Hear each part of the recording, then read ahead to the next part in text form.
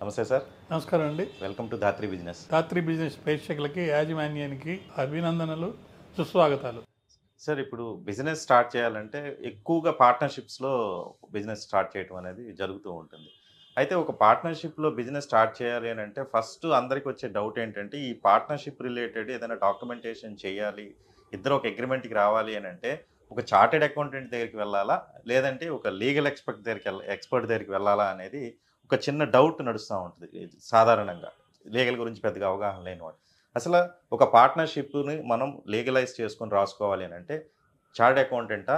ఇది చార్టెడ్ అకౌంటెంటా, అడ్వకేటా కాదు సమస్య. పార్ట్నర్షిప్ డీడు పార్ట్నర్షిప్ యాక్ట్ అని ఒకటి ఉంటుంది. అవును. అది టైం టు టైం మారిపోతుంటుంది. అప్డేట్ ఉన్న ఈవెన్ సీనియర్ మోస్ట్ టైపిస్టులు, క్లర్క్లు కూడా బాగా రాస్తారు. ఓకే.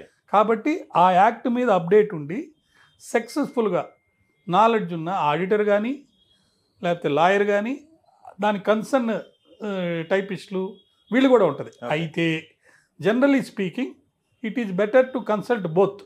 ఓకే. చార్టెడ్ అకౌంట్ని ఒక ఆస్పెక్ట్లో, ఫైనాన్షియల్ ఆస్పెక్ట్స్లో, లాయర్ని లీగల్ ఆస్పెక్ట్స్లో. కొంతమంది లాయర్లే చార్టెడ్ అకౌంట్స్ కూడా ప్రాక్టీస్ చేస్తుంటారు. అట్లున్నప్పుడు రెండు ఉన్న వాళ్ళని, కొంతమంది లాయర్లు, కొంతమంది చార్టెడ్ అకౌంట్ చేసేవాళ్ళు లా మీద కూడా మంచి నాలెడ్జ్ ఉంటుంది. వాళ్ళు కేవలం ఫైనాన్షియల్ టర్మ్సే కాకుండా లీగల్ టర్మ్స్ కూడా దాంట్లో పెడుతుంటారు. మరొకటి ఏంటంటే, ఇప్పుడు చాట్ జీపీటీ వచ్చింది.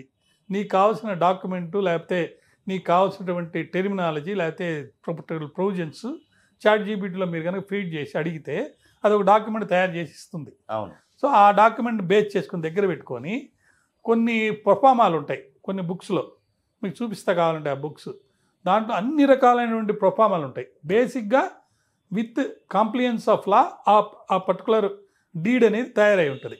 ఆ డీడ్ని దగ్గర పెట్టుకొని మనకున్న నాలెడ్జ్లో మనం ఒక డ్రాఫ్ట్ చేసి, సార్ దీంట్లో మేము ఇదిగో ఈ కావాలనుకుంటున్నాము అడిషనల్గా, మాకు ఇదిగో ఈ ప్రొవిజన్ కావాలి, లేకపోతే ఒకరికే చెక్ పవర్ ఇవ్వాలి, ఇటువంటి, లేకపోతే ఇద్దరికి ఇవ్వాలి, వాళ్ళిద్దరు లేనప్పుడు వీళ్ళకి ఇవ్వాలి, ఒకవేళ చనిపోతే తర్వాత రైట్స్ ఎవరికి పోవాలి, ఇటువంటివన్నీ కూడా ఇన్కార్పొరేట్ చేసి దాన్ని మంచి డాక్యుమెంట్ చేసుకోవాలంటే లాయరు, చార్టెడ్ అకౌంటెంట్ లేదా ఎక్స్పర్ట్స్తో మాట్లాడుకొని చేసుకుంటే ఈజీ అవుతుంది.